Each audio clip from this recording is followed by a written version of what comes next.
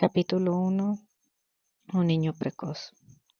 Sus primeros recuerdos se remontan a la muy lejana época de su niñez. Entonces vivía en el seno de aquel hogar que llegó a considerar suyo, en donde transcurrió parte de su desvalida infancia, casi sin juegos ni juguetes y sin más amigos que Carmela, la hijita de doña Georgia, la vecina de al lado, y de Duque, un perro de raza indefinida, que llegó a casa de Leonardo una fría noche invernal. Todavía en las posmetrías de su existencia, Felipe solía recordar el tiempo aquel cuando recibía con frecuencia tremendas azotainas que le propinaba doña Epifania, y fuertes pellizcos y coscorrones y humillaciones por parte de María.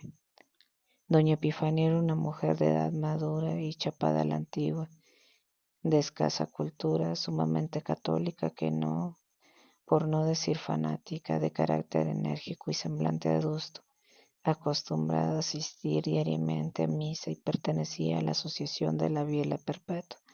Por su parte, María también era una beata inveterada y, según decía, era hija de María, además de formar parte de la Asociación de San Vicente de Paul. A su vez, Leonardo era un hombre joven y célibe y trabajaba en la parroquia de San Esteban como sacristán. Le gustaba mucho la música y era muy afecto a organizar convivios y a reunirse con sus amistades, por lo general familias pertenecientes a la clase media baja, de la que formaba parte. Muy bien se acordaba Felipe del tiempo aquel, cuando doña Epifania lo llevaba de la mano a ir a misa y de paso a llevarle desayuno a Leonardo. Entonces se encontraba de frente a aquella iglesia el cura Marcelino Guzmán, un viejecito de irascible carácter que reñaba a medio mundo y tenía pleito casado con los canes.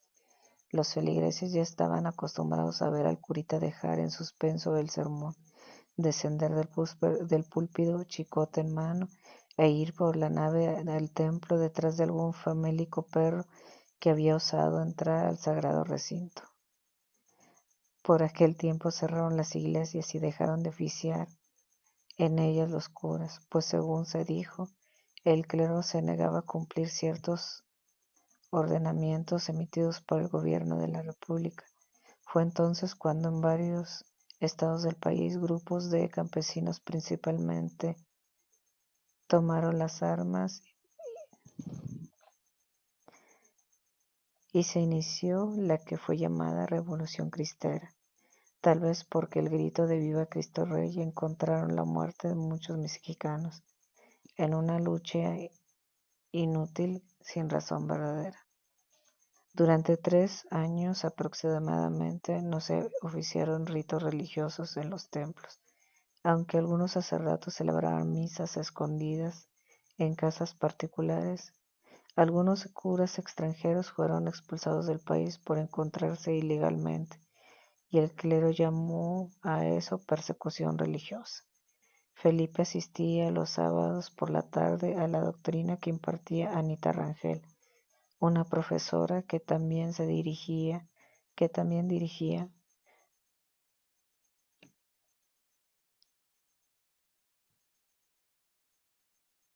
una modesta escuela particular en su propio hogar, situada entonces por la calle de Ramos Arizpe, entre Mina y Manuel Acuña.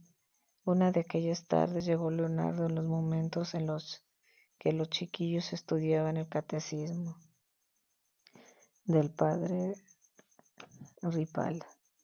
El sacristán llevaba una buena noticia: el gobierno del clero había llegado a un acuerdo, la revolución cristera había terminado y los sacerdotes volverían a oficiar en los templos. Era pues necesario preparar debidamente a un grupo de niños que sirvieran como católicos, como acólitos. Y Felipe fue uno de los niños seleccionados para tal efecto. Leonardo enseñó a aquellos los principios rudimentarios del latín y todo lo concerniente a los ritos religiosos, y fue propio sacristán. En el que manufacturó 3 sotanas para Felipe, una roja, otra negra y una azul. También les hizo 2 roquetes bellamente deshilados por sus ágiles manos, pues aquel hombre lo mismo sabía bordar que preparar exquisitos platillos de la cocina italiana, francesa y mexicana. Por su espacio de varias semanas, los chiquillos estuvieron recibiendo las enseñanzas necesarias hasta que estuvieron listos para actuar como monaguillos y al fin, en una esplendorosa mañana de dominical, pudieron lucir sus ropas tales. La nave principal de la parroquia de San Esteban se encontraba pletórica de fieles. Los rayos del astro rey se filtraban curiosos por los vitrales, iluminados aún como el altar mayor que lucía extraordinario arreglo floral, obra del buen gusto de Leonardo. Las campanas repicaron alegres, anunciando la celebración de la primera misa después de 3 largos años de persecución religiosa. El señor cura Eutimio Cárdenas Rodríguez, auxiliado por otros 2 sacerdotes, celebró el rito y Felipe puso en práctica los conocimientos adquiridos de latín. Como se sentía importante, luciendo su roja sotana y su albo roquete, acercando las vinateras, poniendo el vino y el agua del cáliz, levantando por parte posterior de la docilidad del sacerdote. Oficialmente cada vez éste se postraba de rodillas y sonaba la campanilla de la hora de la consagración. En estas 2 últimas acciones era secundado por los monaguillos llamando Virgilio Martínez.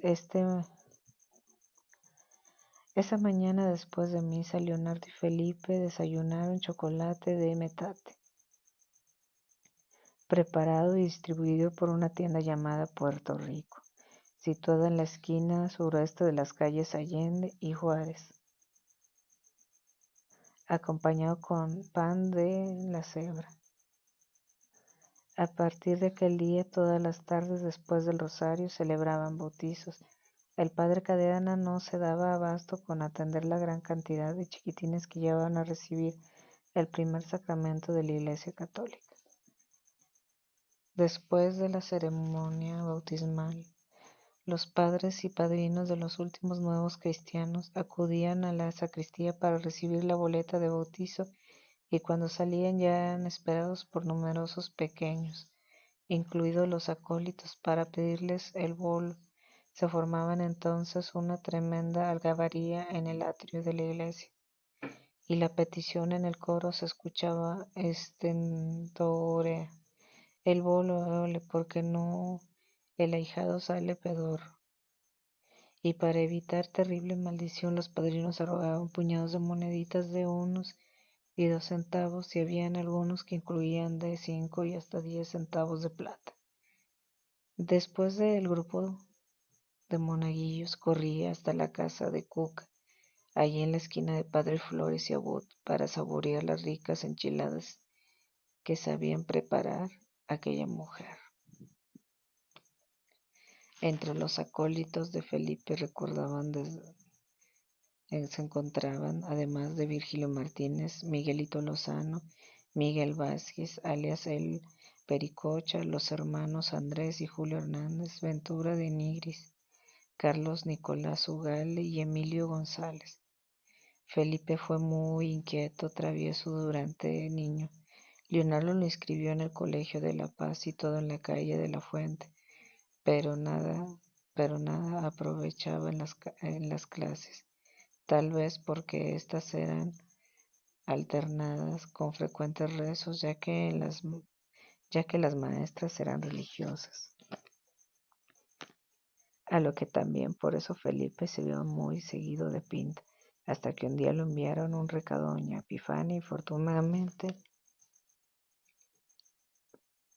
de las frecuentes faltas del muchacho, quien recibió una soberana felpa. Al siguiente año repitió en primer grado, que fue matriculado en la escuela Miguel López, sin registrar alguna mejora en su aprovechamiento, pues ya se habían acostumbrado e hincharse la venada, y era común que faltara a clases o 2 o 3 ocasiones por semana. Tiempo después aprovechaba para ir a bañarse a Los Ojitos, para ir a comer fruta a las huertas de Puente Moreno, y de nuevo perdió el año Felipe. Entonces Leonardo optó por meterlo a la escuela Narciso Mendoza, también conocido la Escuela de los Boleros, que funcionaba en la calle de Rayón. Ahí el director era muy estricto y Felipe se vio obligado a cumplir fielmente el calendario escolar durante 2 años. En vista de la buena conducta demostrada y del positivismo cambio registrado, su aprovechamiento, Felipe fue inscrito en el Colegio Amado Nervo, un plantel al que acudían niños provenientes de la clase media y uno que otro riquillo. Ahí fue compañero de los hermanos Mario y Oscar Valdés, de Socorro Miramontes, Carolina Redondo y Abraham Narciso Elías, Guadalupe y Narcisa Higa y otros muchos. En el paso de los años borró de su recuerdo. El Colegio Amado Nervo ingresó Felipe al tercer año de primaria y fue su maestra Aurora Mier quien impartía clases en el mismo salón, y aún un grupo de cuarto grado. Generalmente comenzaban tomando la clase a los alumnos de tercero les dictaban una tarea y pasaba del grupo de cuarto para continuar con los primeros y así sucesivamente. Felipe se ingeniaba para anotar en sus cuadernos ambas clases y así a la hora de las pruebas podía inclusive pasarle datos subrepticiamente. Esta palabra nunca la había visto en mi vida. Subrepticiamente algunos compañeros. Tal vez trató de escribir superficialmente. El cambio que se operó en Felipe en el colegio Amado Nervo fue en verdad notable. Ahora no faltaba a ninguna clase y sus calificaciones fueron siempre extraordinarias. Su hermano Leonardo quiso estimularlo y le mandó hacer un traje de color azul marino. Desde luego la tela no era muy buena calidad, pues a la primera lavada encogió de manera que sus compañeros pronto le pusieron apodo el brincacharcos, situación que le molestaba profundamente a Felipe. Fue entonces cuando comenzó a notar la diferencia de las clases sociales, viendo que la ropa que vestían la mayor parte de sus compañeros era de mejor calidad que la suya. Sin embargo, Felipe continuó empeño en sus estudios. Al finalizar el año lectivo, experimenté la satisfacción de obtener calificaciones sobresalientes.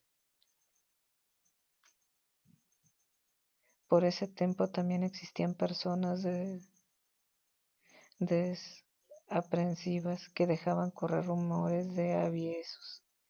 Uno de ellos se refería a la intención del gobierno de impartir la educación sexual en todos los planteles educativos del país. El rumor llegó a oídos de doña Epifania, quien dispuso a Felipe fuera sacado del colegio. De nada le valieron sus súplicas de Leonardo de intervención de la directora del plantel, profesora Juanita Pereda, la petición de la maestra Aurora Mier, ni el berrinche de Felipe. Allí en la casa siempre se hacía lo que se ordenaba doña Epifania, y en aquella vez no iba a ser una excepción, de manera que Felipe únicamente cursó hasta tercer grado de primaria. Por ese tiempo Leonardo comisionó a Felipe para que todas las tardes fuera a San Esteban a dar las 3, esto es, sonar 3 veces la campana mayor de la parroquia. En el mismo instante en el que el reloj de la catedral marcaba dicha hora, luego tendría que abrir las puertas de la iglesia, para cuyo efecto le entregaba las llaves todos los días. Después de la hora de la comida, aquel cometido fue del agrado de Felipe, quien se sentía muy importante cada vez que subía el campanario, desde cuya altura podía observar la magnífica panorámica de la entidad. Le gustaba mucho permanecer largo tiempo allá arriba. Por eso procuraba salir de la casa por más temprano que le permitía doña Epifania para llegar pronto a la iglesia, subir al campanario por la escalera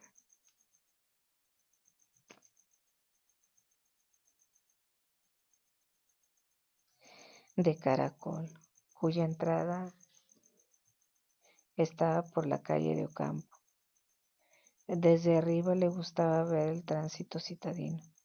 Un día que se encontraba sentado en el pretil del campanario, vio una mujer que venía corriendo por la calle de Padres Flores y detrás de ella un soldado levantando a la diestra un marrazo. El milite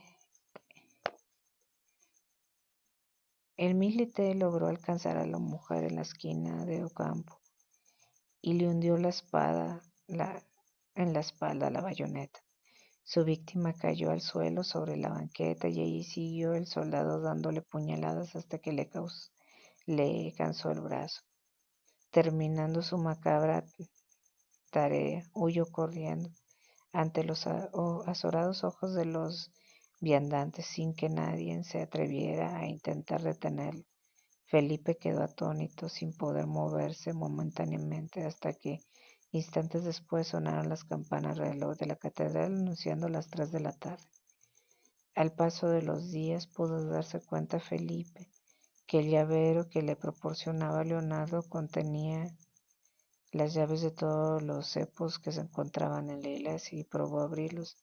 Después extraía de ellos moneditas de la plata, de 10 y de 20 centavos, 2 o 3 en cada ocasión, y con ese dinero compraba golosinas. ¿Quién sabe de dónde salió cierto día aquel sacerdote que fue conocido como el padre Huerta? Era algo especial el cura aquel, y por aquellos días los católicos estaban deseosos de oír misa. Y en los templos más importantes que celebraban los varios ritos durante la mañana, el padre Huerta le correspondía oficiar 3 o 4 misas. Tenía la costumbre de bajar rápidamente el cáliz cuando el monaguillo le ponía el vino de consagrar, haciendo lo contrario. Cuando le echaba el agua de manera obtenía mayor cantidad de vino y menos agua. Como entre misa y misa el padre Huerta se tomaba sus traguitos de mezcal Espíritu Santo, pues al terminar las celebraciones ya se encontraba un tanto beodo. El señor cura Eutimio Cárdenas era muy buena persona y eso muy pronto se ganó el afecto de la admiración de los feligreses de San Esteban. Desgraciadamente fue trasladado en la ciudad de Musquis y en su lugar llegó un sacerdote llamado Pedro C. del Real, un sujeto ególatra, altanero y además libidinoso, como pudo comprobar Felipe. Resultó que una tarde en el mes de mayo llegó a la parroquia Bicha, hija de María, que cantaba en el coro, amiga íntima de Carmela, quien a su vez era hija de don Isaac Espino, el organista y hermana de Miguel, el notario de la iglesia. Felipe se encontraba en esos momentos moviendo el incensario para avivar el fuego, pues ya pronto sería la hora del rosario. Bicha se acercó al monaguillo y le dijo en voz baja: «Ve a decirle al señor cura que aquí lo espero en el recibidor. Procura que nadie se dé cuenta», recomendó la beata. Felipe dejó el incensario, así se llama incensario, en el piso y fue en busca del cura, quien se encontraba en la sacristía postrado rodillas en un reclinatorio leyendo su brevario. «Allí lo busca Bicha, el señor cura», le dijo melancólico con voz apenas audible. El curita se levantó de inmediato y le preguntó en dónde está. Dijo que lo esperaba en el recibidor, respondió Felipe. «Bueno, si alguien pregunta por mí, le dices que no sabes si ya viene». El sacerdote se dirigió presurosamente hacia el recibidor y en un pequeño cuartito situado en la esquina suroeste del atrio, Felipe volvió a tomar en sus manos el incensario y se quedó mirando hacia el recibidor, observando cuando cerraron la puerta. La curiosidad lo invadió. Una curiosidad no existía de malicia. Dejó de nuevo en el suelo el incenciario y entró a la iglesia. Caminó deprisa por el interior de la nave y se metió a la sacristía vieja y subió por la escalera y conducía al coro. Ya arriba se quitó los zapatos y pisando con la punta de los pies se dirigió a un salón que usaban para reunirse las beatas, pertenecientes a diversas asociaciones religiosas. El piso era de madera y en cierta ocasión, cuando Felipe fue a barrer y acomodar las bancas, pudo darse cuenta de que había un pequeñito nudo en el suelo que al quitarse dejaba un agujero por donde se podía ver precisamente hacia el mentado recibidor. El precoz monaguillo se tendió boca abajo y sobre el piso, quitando cuidadosamente el nudo,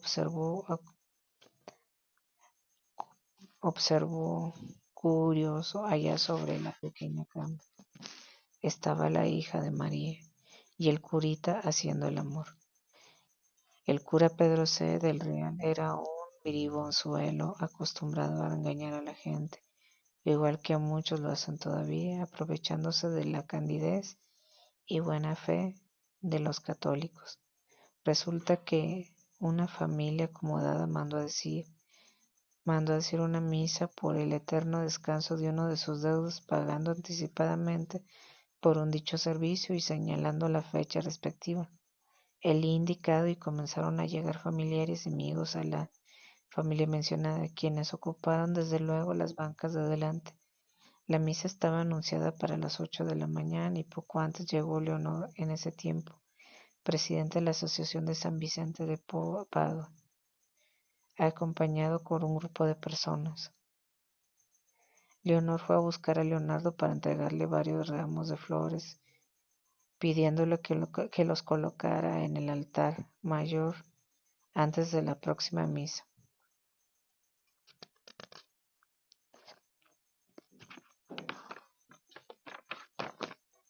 El sacristán explicó a la beata que en la próxima misa se iba a celebrar por el ánima de don Aniceto, y Leonor replicó que no podía ser, pues ella ya había convenido con el señor cura que ese día y esa hora oficiaría con el rito dedicado a su mamá y que además ya había cubierto el importe correspondiente. La, bron la bronca que se armó. Leonor fue a reclamarle al cura y este argumentó que no había problema total. Él podía intencionar que el curso de la misa los nombres de las dos personas fallecidas y con eso quedaba todo arreglado.